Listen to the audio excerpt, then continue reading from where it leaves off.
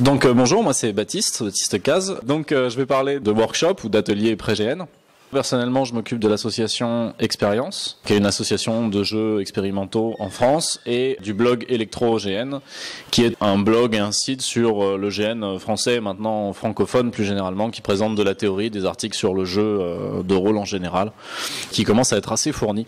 Workshop, qu'est-ce que c'est? Assez simplement, ce sont des ateliers préparatoires avant un jeu, où on va demander aux joueurs de faire un certain nombre d'exercices pour que le jeu se passe le mieux possible. Donc ça me paraissait idéal pour ce bêta-LARP dont le thème est GN et communication, parce que la communication entre les joueurs eux-mêmes qui vont jouer des rôles ensemble, parfois un truc assez délicat, et on assiste parfois à des niveaux différents de compréhension qui conduisent à des incompréhensions pendant le jeu. Et quelque chose qu'on cherche très souvent à éviter pendant un jeu, c'est justement de sortir du jeu pour avoir de nouveau à faire une explication de qu'est-ce qui se passe, qu'est-ce qu'on est en train de faire, comment on interprète la situation qu'on a sous les yeux maintenant, comment on la joue, et ça crée des cafouillages. Alors il y a des gens qui sont brillants pour réussir à rectifier ça tout en restant dans le jeu, qui se disent ok, le type en face de moi sur qui je viens de faire feu pense qu'il est mort, or moi je sais que le pistolet était chargé à blanc, mais évidemment il n'y a pas de différence entre un faux pistolet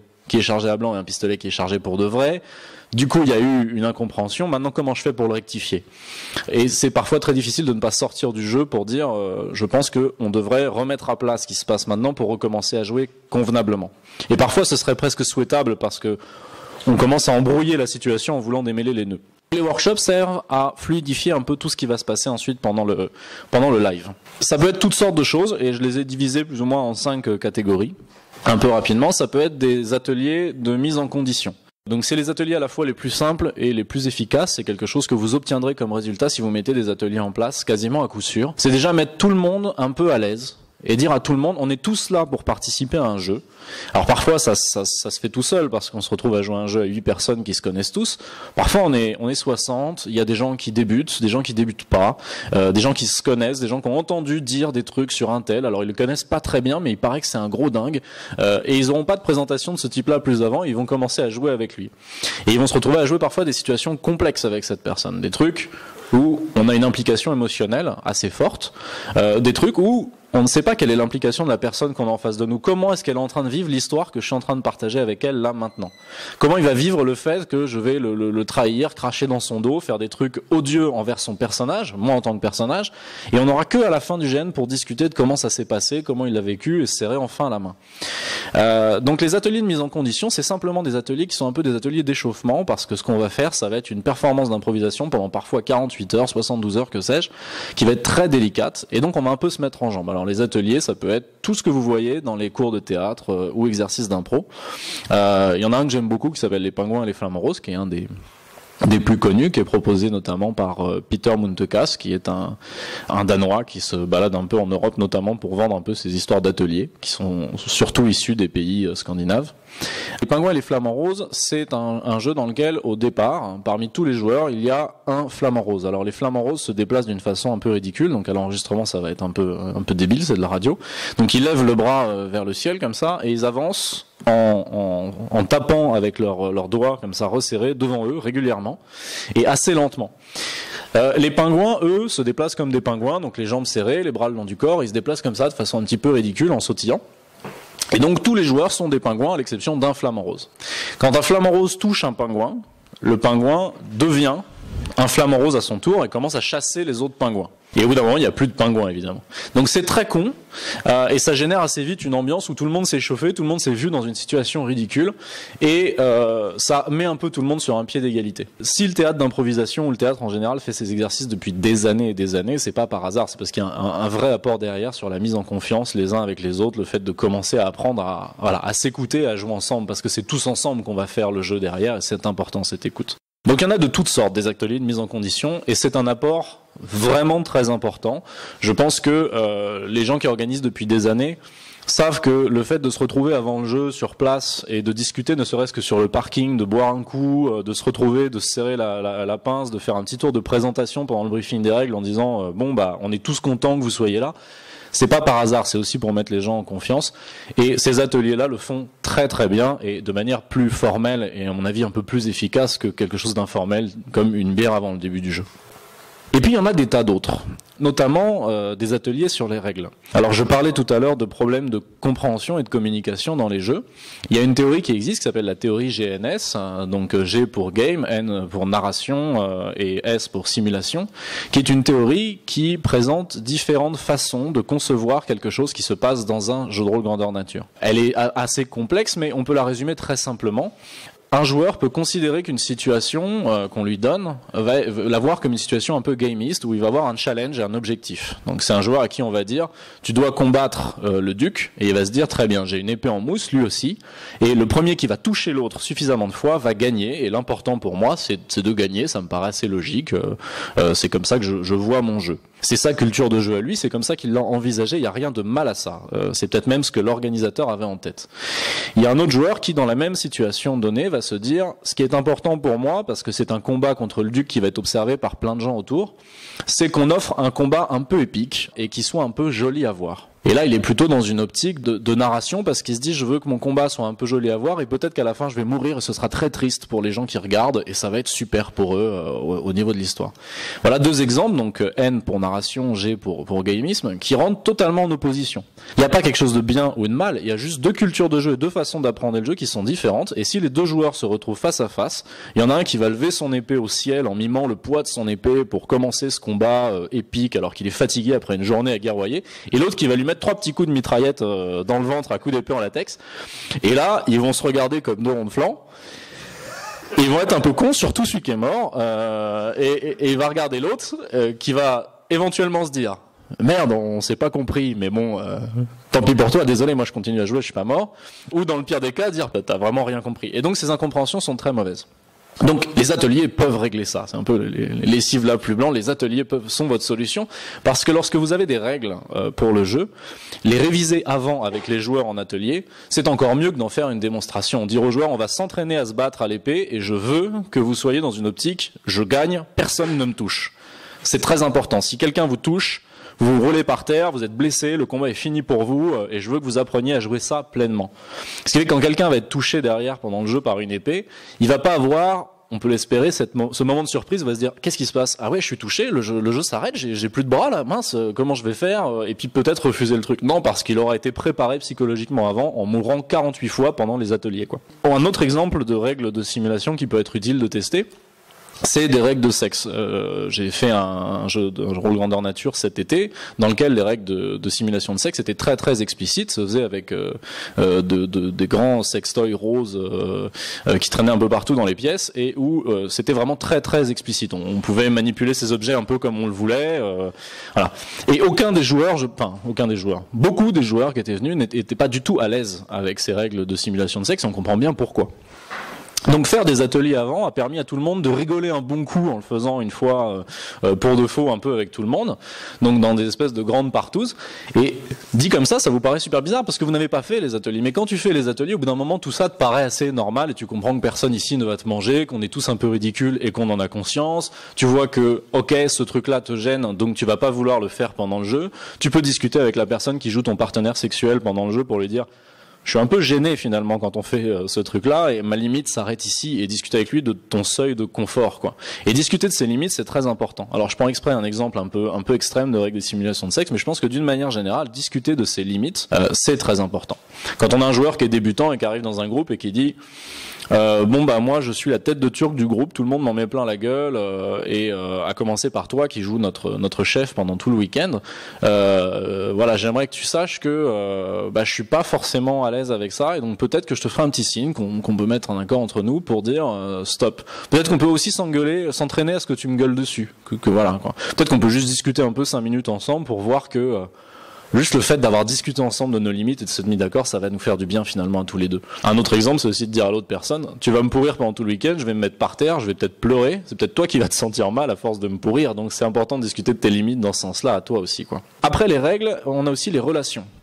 En effet, ça nous est arrivé à tous sur un jeu de rôle grandeur nature d'arriver et de dire à quelqu'un oui toi là-bas et l'autre se tourne vers vous en disant je suis ton meilleur ami, je m'appelle John, ça fait 20 ans qu'on se connaît. Ah oui d'accord, mais j'avais complètement oublié en fait cette information là parce que ta photo sur le trombi ressemblait pas à ta gueule en vrai, que là t'as un masque, que du coup je t'ai pas reconnu. Et il y a plein de comme ça de trucs qui sont des problèmes d'interprétation. Le fait de clarifier les relations par un atelier, ça marche très très bien. Tout simplement, vous réunissez deux personnes qui sont des amis de longue date dans le jeu et vous leur dites discutez entre vous de 4-5 anecdotes que vous avez vécues ensemble. Ça peut être des trucs qui sont dans votre fiche de personnage ou pas. Sébastien qui est là, a organisé un jeu qui s'appelle Shadow Island récemment, qui se déroule, donc c'est dans Cthulhu, donc Lovecraft, et qui se déroule dans une famille.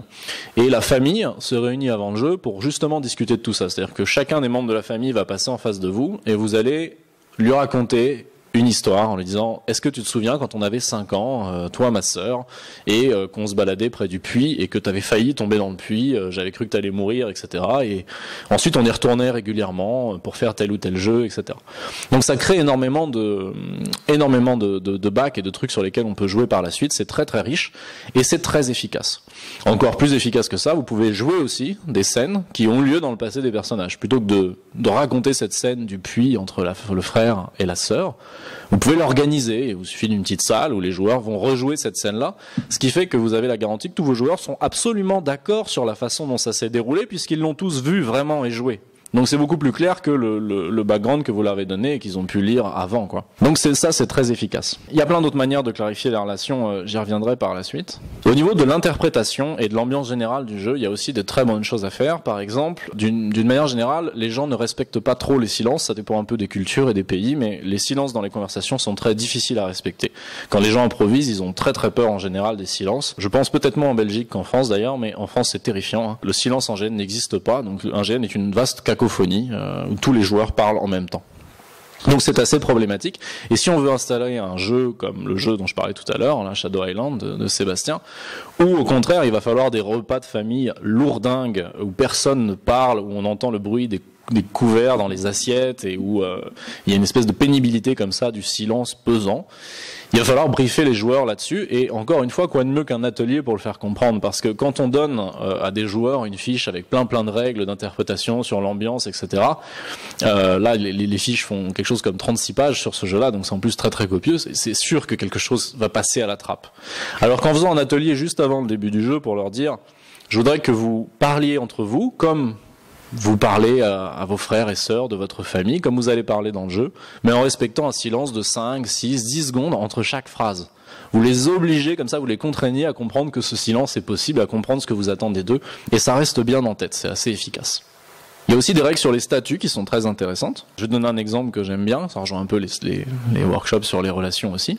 C'est celui du chef. Donc moi j'ai déjà eu personnellement à jouer le chef d'une troupe de mercenaires et c'est pas du tout facile parce que on a beau avoir ce statut sur le papier de chef, en vérité il n'est pas interprété toujours de la même façon par tous les joueurs. Et je vous dis ça, c'est même quand tous les joueurs ont décidé ensemble de faire un groupe où mettons je serai le chef. En fait tout le monde a dit tu seras le chef, ce sera cool. Moi j'ai dit ok je serai le chef, c'est cool, mais on n'est pas tous d'accord sur la façon dont le chef de cette compagnie mercenaire doit se comporter. Et donc pendant le jeu, finalement, je vais avoir à acquérir ce statut. Et donc il y a un passage un peu délicat souvent où ça va être le début du jeu, ça fait 20 ans que mon personnage est chef de cette compagnie, mais finalement, là aujourd'hui, je sais pas pourquoi, je vais vraiment galérer, je vais batailler, dès que je vais donner un ordre, ils vont partir à gauche alors que j'ai dit à droite, je vais leur dire on reste groupés, je vais me retourner, il y aura plus personne. Donc voilà. Alors un exemple d'atelier comme ça pour gérer cette compagnie de mercenaires que j'avais bien aimé, que j'ai pas pratiqué personnellement, c'était le suivant. Les joueurs sont tous réunis dans une salle. On met tous les joueurs autour d'une table, tous ceux de la compagnie mercenaire. Et on met le chef de la compagnie mercenaire dans un coin. Et lui ne joue pas, il regarde. Et là les joueurs qui sont les gens de la compagnie mercenaire boivent des coups et jouent une scène qui n'a pas vraiment existé, c'est une méta-scène, où ils discutent ensemble de pourquoi ils sont dans cette compagnie de mercenaires et pourquoi ce chef, qui est leur chef, ils lui obéissent. Pourquoi ils restent là, pourquoi ils croient en ce chef.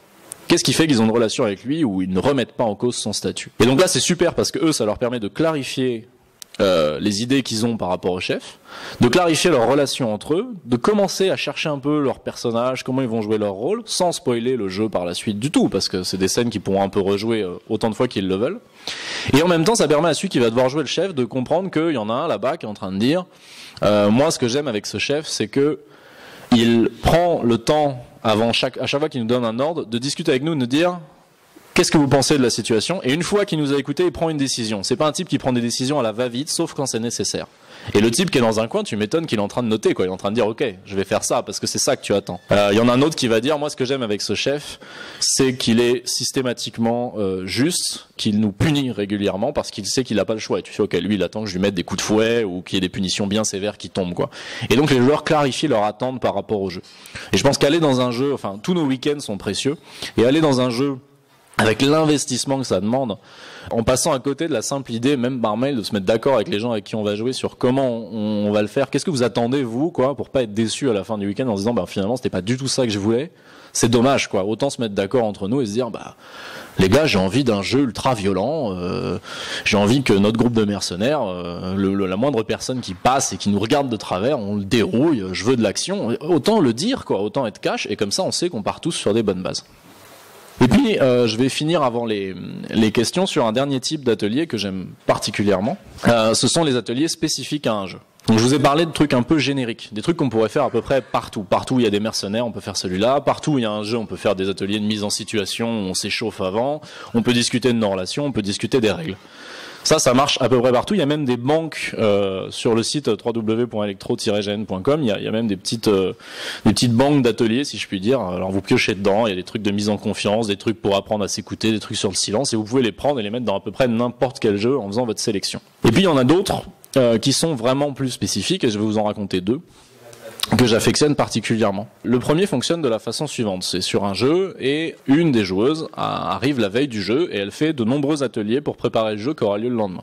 Parmi ces ateliers, il y en a où elle rencontre ses amis, qui sont ses amis de toujours, ils discutent entre eux, ils jouent des scènes de leur passé, ils se mettent d'accord sur comment ils veulent jouer le truc, ils apprennent les règles. C'est un jeu qui se passe dans un environnement sportif, alors ils apprennent aussi mettons que ce soit un concours de tir à l'arc, ils apprennent aussi tous à tirer à l'arc, puisqu'ils sont censés jouer des champions, on estime que ils savent un peu bander leur arc, etc. Donc on les entraîne avant, ça paraît pas idiot, etc. Et puis au milieu de cette journée de préparation, à un moment donné, elle a rendez-vous avec un organisateur dans une salle pour un atelier spécifique. Donc elle s'y rend, et l'organisateur lui dit, voilà, tu vas te mettre face à ce mur, dos à la porte d'entrée, et tu vas regarder le mur sans bouger, en attendant que quelqu'un vienne te toucher, te faire éventuellement bouger un peu, mais tu ne parleras pas, tu ne diras rien, et l'atelier se terminera quand je reviendrai te chercher.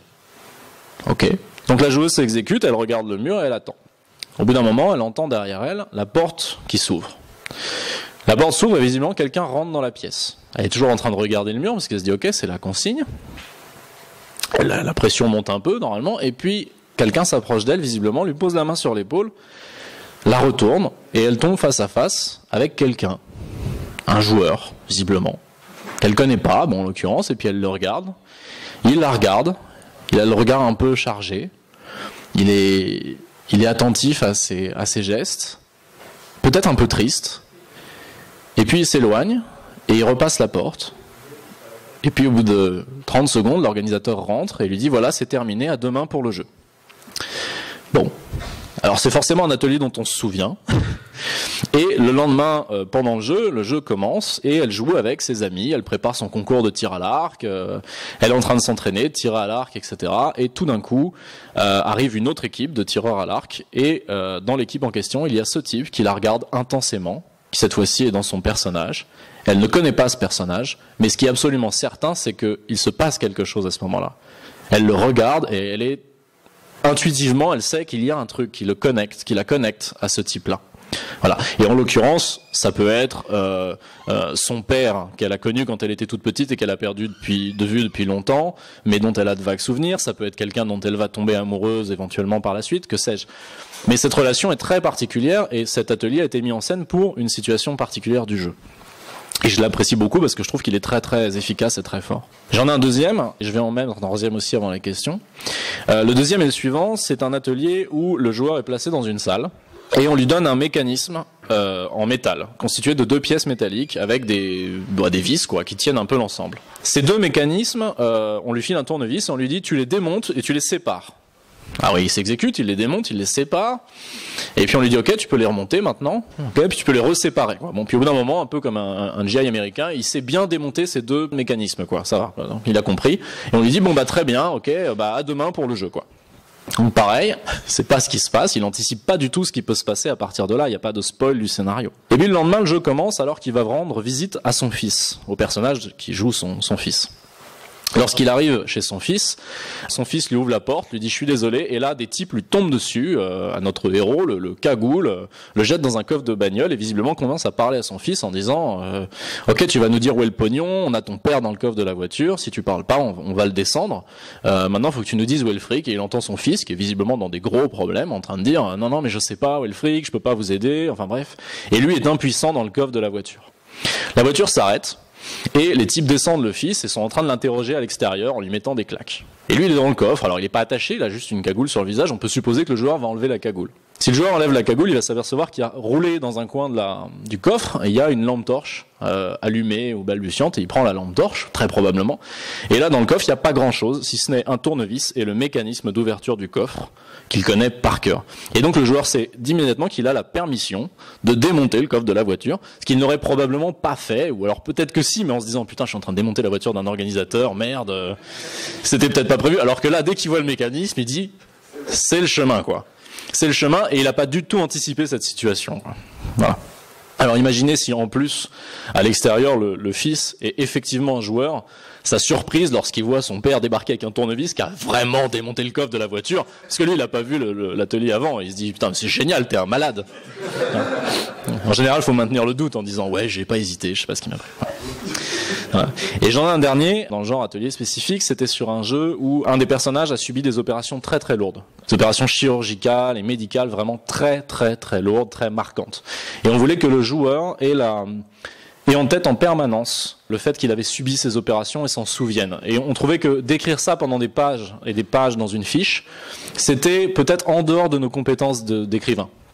Alors que mettre en scène un atelier, c'était peut-être jouable, et donc l'atelier était le suivant. La personne s'allonge sur une table, il y a des lumières braquées au-dessus d'elle, quoi, qui la flashent comme sur une table d'opération, comme celle chez le dentiste. Et puis autour d'elle, des médecins qui s'affairent avec des masques et qui tracent sur la personne des traits au marqueur, un peu partout sauf sur la zone partie génitale, quoi, sur les cuisses, sur les bras, etc. Et qui manipulent ses bras pendant que quelqu'un décrit par le menu tout ce qui va être fait sur son corps. Donc on va casser les os du visage à tel endroit, on va rehausser les maxillaires, on va briser les poignets, on va les reconstituer, on va ouvrir ici, on va inciser, etc. Bref, c'est lourd et pénible. Probablement un truc qui nécessite de demander au joueur s'il est prêt à s'engager dans un truc un peu un processus, mais ça c'est une autre question.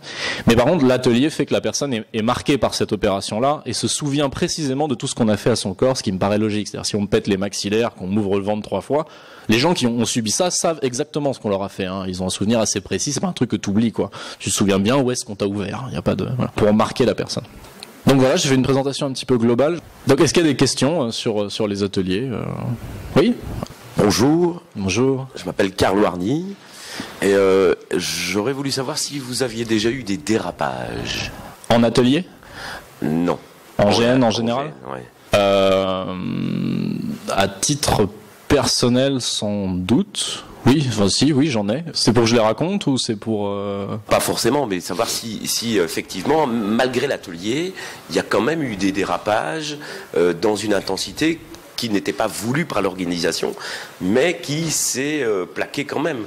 Allez, j'en viens avec l'exemple de cette jeune fille, oui. Où il y a un côté émotif. Oui. Hein, alors au théâtre, on dit un pied dedans, un pied dehors. Donc je joue l'émotion de mon rôle, mais je sais que je joue un rôle. Donc ça, c'est ce qu'on nous dit en tant qu'acteur, et on sait bien qu'on a un pied dedans, un pied dehors. Est-ce que, justement, face à cet exemple, est-ce qu'il y a eu un dérapage malgré l'atelier ?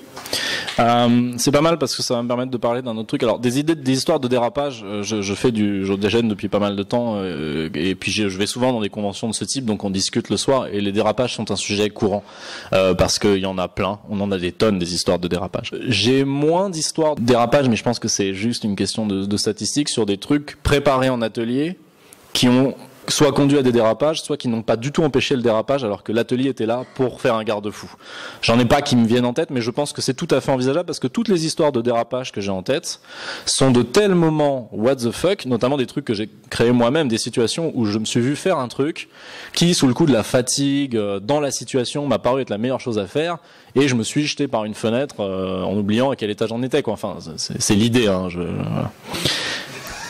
Voilà. Ça n'est pas arrivé. Donc, c'est de tels moments comme ça qui échappent les dérapages par définition, quoi, un peu comme les accidents de la vie, que je pense qu'aucun atelier ne les aurait empêchés, en vérité. Par contre, quelque chose qui est très intéressant et que j'ai oublié de dire, c'est que on parle d'ateliers pré-GN, mais en général, la culture des workshops et des ateliers pré-GN va beaucoup avec une culture du débriefing, notamment sur pas mal de jeux où on clarifie l'idée qu'on va jouer des relations parfois tendues entre personnages. On encourage les gens à en parler avant, et l'idée qui vient immédiatement après, c'est de prendre du temps pour en parler après. Donc, ce qui fait que si dérapage il y a, des trucs qu'on n'a pas envie, qu'on n'arrivera pas à éviter, voire qu'on recherche quand on va jouer le jeu avec la relation sexuelle dont je parlais est un jeu sur l'émergence du sida dans les années 80. Qui est un jeu très dur psychologiquement et qui comportait après chaque journée de jeu de longues séquences de débriefing en groupe où les gens se sont très largement lâchés en disant c'était bien mais intense, là j'ai besoin de faire une vraie pause, je suis fatigué de ça, j'ai pas aimé tel truc, et cette honnêteté fait vraiment du bien, parce qu'avoir un joueur en face qui dit j'ai détesté cette scène qu'on a jouée ensemble, pas parce que t'as été mauvais ou quoi que ce soit, mais parce que elle m'a apporté énormément d'inconfort, de pouvoir mettre comme ça des freins un peu partout. C'est une très bonne chose, et ça va vraiment avec cette culture de parler avant, parler après, voire parler pendant le jeu, en n'hésitant pas à dire stop, pousse, ou faire des signes pour dire je freine un peu. Donc je pense que désamorcer le conflit, quoi. Oui, désamorcer d'une manière générale tout ce qui pourrait te mettre à l'aise, de la même manière qu'on a dans nos pays des règles qui sont données à mon avis à chaque briefing, du style pouvoir dire stop quand un gars au milieu d'une bagarre fait tomber ses lunettes et qu'on va les marave, on a un mot de code. De la même manière, quand à un moment donné la carapace tombe et qu'on se prend dans la gueule quelque chose qui fait trop mal, qui fait trop souffrir dans un jeu où on recherche une émotion particulière, ou qu'on se sent trop épuisé pour faire quelque chose, en fait c'est la même évidence, mais il faut y penser, et comme c'est pas dans les cultures de jeu de tout le monde, on le fait pas à chaque fois, quoi. Merci. De rien. Bonjour, alors moi c'est Benjamin Anciot. Je m'intéressais sur les ateliers pré-GN, sur la durée en fait de celle-ci. Combien de temps dure un atelier en règle générale? Est-ce qu'il y a une règle? Est-ce que on convient qu'il vaut mieux faire des ateliers de 1 heure ou de 3 heures, des choses comme ça? Et aussi, est-ce qu'il vaut mieux faire ces ateliers directement avant le GN, si l'on fait ça le vendredi soir et samedi matin on joue, ou faire ça une semaine à l'avance, tout aussi profitable? Merci. La réponse va être ça dépend, évidemment. Donc il y a des ateliers de toutes sortes de durées. Avec la pratique, on arrive vite à savoir pour tant de joueurs, ok, cet atelier-là va me prendre 10 minutes en tout, quoi. On arrive à estimer ça pour chaque atelier. Je pense que sur les ateliers qui sont en ligne, Vincent me contredira, c'est pas le cas, il y a peut-être un temps estimé, parfois, de combien de temps ça prend. Parfois on se gourre aussi, on se dit qu'ils discutent entre eux par groupe de 2, ça va prendre 10 minutes, en fait ça en prend 40. On peut un peu mal estimer ça, mais comme on peut mal estimer une scène du jeu, hein, c'est pareil. Par contre, sur la durée globale de combien de temps durent les ateliers par rapport au temps du GN, c'est extrêmement variable. Il y a pas mal de gens qui, dans leur culture de jeu, sont réticents à faire des ateliers avant le jeu parce qu'ils veulent profiter du week-end au maximum. Et donc mettre des ateliers le vendredi soir, par exemple, ça voudrait dire grignoter le temps du jeu. Donc effectivement, c'est possible de faire des ateliers en avance. C'est possible de rogner sur les ateliers en disant aux gens mettez-vous d'accord par mail sur ces trucs-là avant au sein de votre groupe pour faire un peu moins d'ateliers, si vous voulez vraiment en mettre. Il n'y a pas d'obligation à mettre des ateliers, évidemment. Après, ma sensation, c'est que l'essayer, c'est l'adopter. C'est-à-dire que les ateliers, c'est un truc qui convainc. Globalement, quand les gens en font, moi j'arrive à convaincre les gens comme ça, notamment avec les ateliers spécifiques qui sont très sexy. Les autres sont moins sexy, mais quand les gens essayent, après ils en mettent dans leur jeu. Voilà. Donc je vous conseille d'essayer une fois, et quelque chose qu'on remarque assez vite, c'est que finalement le temps qu'on passe en atelier est parfois du temps de jeu. C'est-à-dire c'est du temps où on s'amuse, c'est du temps où on joue des scènes quand même avec les uns, les autres, etc. Et non seulement ça va rendre le temps de jeu derrière plus effectif, mais en plus de ça, c'est un temps qui est pas un temps perdu où on s'emmerde, etc. Et pour le rapport entre le temps et le temps de jeu, ça dépend vraiment de ce qu'on veut obtenir. Il y a des jeux pour lesquels on passe plus de temps à discuter qu'à jouer. Je pense que j'en ai en tête. Plus de temps à préparer les ateliers qu'à jouer.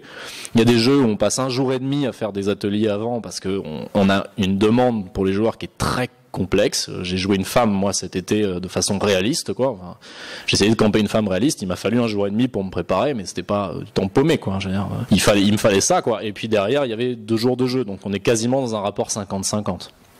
Maintenant, je pense que dans des jeux où la culture de jeu est tout au jeu, tout au GN et 0 hors jeu, aménager du temps après-avant sera quasiment systématiquement bénéfique. Et en 2 heures de temps, on fait des miracles, surtout si on se répartit les joueurs de façon intelligente, quoi. On n'est pas obligé de dire à tout le monde regroupez-vous à 60 ici sur le pré et on va tous faire le truc ensemble. Chacun prend 5 joueurs avec lui, 10 joueurs avec lui. Des joueurs peuvent être joueurs pendant le jeu et facilitateurs pendant les ateliers, parce que quand c'est des ateliers un peu génériques, moi je peux venir sur un jeu et organiser des ateliers avant et jouer après, il n'y a pas de souci à ça. Je peux même faire les ateliers que j'organise moi-même. Donc c'est quelque chose d'assez simple à organiser, c'est surtout ça qu'on voit, quoi. Donc voilà, j'ai pas de réponse toute faite sur le temps, sauf que si vous voulez l'incorporer dans un jeu où les gens n'ont pas l'habitude, il y aura parfois cette première réticence de ça va grignoter mon temps de jeu, qui à mon avis disparaîtra très très vite. Oui. Donc Romain, pour rebondir sur cette question, surtout du temps en amont, j'imagine pour l'exemple que tu as dit avec la personne face à un mur, c'est beaucoup plus efficace dans ce cas-là sur un atelier immédiatement pré-GN que sur quelque chose qui s'est passé 1 semaine avant. Oui, j'ai pas répondu à cet aspect-là. Oui, sans doute. D'une manière générale, je pense que c'est plus frais dans la tête si c'est assez proche. Mais je crois que c'est le cas pour beaucoup d'ateliers, notamment tous ceux qui préparent psychologiquement à jouer après, parce qu'on va se détendre et s'échauffer avant de jouer, quoi. On va pas se détendre et s'échauffer 10 minutes, 6 jours avant les JO, quoi. On le fait juste avant de rentrer en piste. Mais je pense que ce sera assez souvent le cas, sauf pour des ateliers qui ont un objectif qui resteront de toute façon bien en mémoire 2-3 semaines après. Ça doit pouvoir se faire. Après, il faut réunir les joueurs une fois pour les ateliers, une fois pour la serrure de la voiture. Je peux le faire, je peux le faire super longtemps à l'avance, hein. Moi, c'est plus de retour d'expérience parce que j'avais jamais fait d'atelier. J'ai commencé à en faire sur mon dernier jeu. Je crois que ce qui est hyper intéressant, enfin, pour ce que j'ai observé, c'est pourtant j'ai fait jouer des joueurs qui se connaissaient bien, mais ça reste une façon de dire on fait un contrat, quoi. On se met tous d'accord, je suis un mec cool et je viens jouer un truc pas forcément cool. Ouais, tous des gens cool et on accepte tous de jouer ça. La deuxième chose que je retirerais, c'est quand vous faites un atelier, expliquez bien ce que vous voulez. Le but de l'atelier est de faire ça, que ça soit clair. Le but de l'atelier, c'est de créer des relations entre frères et sœurs. Ça, au moins, c'est clair. Que ce soit des relations bilatérales. Et la troisième chose, c'est que vous allez voir, les joueurs aiment ça, en fait. Ils aiment être pris en main. Ils aiment qu'en fait, en tout cas, ceux que j'ai croisés, j'ai joué une 30aine de joueurs avec des ateliers. En fait, on ne crée pas les ateliers contre les joueurs, on crée les ateliers avec les joueurs. Et moi, je savais pas trop parce que mon jeu, c'était une histoire de famille et je voulais que ça soit une vraie famille. Et moi, j'ai demandé à des joueurs qui avaient déjà fait les ateliers, etc., qu'est-ce qu'on pourrait faire? Qu'est-ce qu'on pourrait faire pour créer un truc crédible, une famille crédible? Et en fait, on ne crée pas les ateliers de façon, à mon avis, je suis en haut et j'ai décidé que les ateliers, c'était ça. Et on crée les ateliers avec les joueurs. Et franchement, pour l'instant, pas d'échec, quoi. Les gens, pourtant, il y a 2-3 personnes, je pensais, qui étaient réticentes. Dès que ça démarre, ils sont à fond. Et je suis sûr que c'est un grand facilitateur de jeu. Alors ça, c'est une question, on va dire, sur les jeux qui dépassent, on va dire 60 personnes, on va dire à peu près. Est-ce que c'est quoi le meilleur mode pour toi au niveau des ateliers? Est-ce que c'est de conserver, même dans le cas d'un grand nombre de personnes, que les organisateurs quelque part attribuent des ateliers aux gens qui n'ont pas un pouvoir de décision, ou est-ce que faire la base du volontariat, c'est-à-dire d'essayer d'aller vendre des ateliers et que c'est les joueurs qui décident, par exemple leur donner un choix de plusieurs ateliers, qui décident sur quel atelier ils vont aller, c'est quoi pour toi le meilleur mode? J'imagine, bon, il y a des cas précis, genre le cas du mur dont tu as parlé tout à l'heure, où c'est vraiment des personnes spécifiques, donc on est obligé dans ce cas-là de les imposer quelque part, mais est-ce que tu penses que ça peut avoir un intérêt sur une base de volontariat, les joueurs? C'est pas évident comme question. Je pense que ça peut avoir un intérêt de faire un truc avec le volontariat. Ça dépend pas mal de la culture de jeu des gens qui viennent en fait. Hein. Je pense que c'est important. Après, je pense que si t'as plus de 60 personnes et que tu commences à gérer des grands groupes, la première question que tu vas avoir à gérer, c'est de la gestion de flux. Juste combien de personnes j'accueille dans chaque espace. Et ça étant tellement prioritaire, la base du volontariat, oui, au risque d'avoir un atelier avec 100 personnes alors que j'ai 60 places. Enfin bref, des trucs comme ça. Et moi, quand j'ai des gestions de flux à faire, je préfère être un peu dictateur et dire tant que je peux être safe pour dire 60 là, 60 là, 60 là, et du coup personne, il n'y a pas de bouchon, je le fais quoi. Je le fais. Et à mon avis, un apport, sur des grands jeux, c'est un apport de confiance entre organisateurs. Je parlais de la confiance des joueurs entre eux qui vont jouer un truc tous ensemble, mais la confiance entre l'organisateur et les joueurs est un truc très important qui se délite au fur et à mesure qu'un scénar part en cacahuète. C'est-à-dire que moins le scénar fonctionne, moins il va fonctionner. Si j'arrive à un moment TX dans mon jeu et qu'un organisateur m'a dit va à tel endroit, tu trouveras l'ermite, et que l'ermite n'est pas là, vous pouvez considérer que l'événement ciel d'après va foirer, même si cette fois-ci le monstre est au bon endroit, parce que cette fois-ci c'est le joueur qui n'y sera pas, parce qu'il se dira c'est bon quoi, ils ont 3 heures de retard, je peux me permettre d'être en retard moi aussi. Or les ateliers permettent ça très très vite. Je redonne l'exemple de la serrure tout à l'heure. Un joueur qui démarre son jeu sur cette serrure à démonter, alors que la veille on lui a fait un atelier juste pour lui dire qu'il pouvait démonter une serrure, c'est un joueur qui est en confiance pour les 12 heures à venir. C'est-à-dire pendant les 12 heures qui viennent, si tu lui dis va là-bas, il y va et il sera à l'heure parce qu'il a compris qu'il était dans un truc qui était rodé, qui fonctionnait, où c'était vraiment carré. Donc d'une manière générale, cet apport de confiance est très très appréciable, et je pense que dans des grosses machines ou des jeux à plus de 60, 100, 200 joueurs, les ateliers sont tellement plus simples à organiser que le live. Je reprends la conférence de tout à l'heure de Chouf qui parle justement de l'organisation d'un live et comme c'est facile d'échouer sur un événementiel. Les ateliers, c'est beaucoup plus simple que ça, quoi. C'est beaucoup plus simple, mais ça crée tout de suite, voilà, une mise en confiance vraiment, vraiment importante. Vous pouvez trouver plein de trucs sur les ateliers sur electro-gn.com. Et oui, ce soir, j'organise de l'autre côté un atelier sur la Black Box, qui est un espace de jeu à part du jeu, pour expérimenter d'autres trucs qui permettent justement de fluidifier le reste du jeu et qu'on pourra tester ensemble. Voilà. Merci à vous.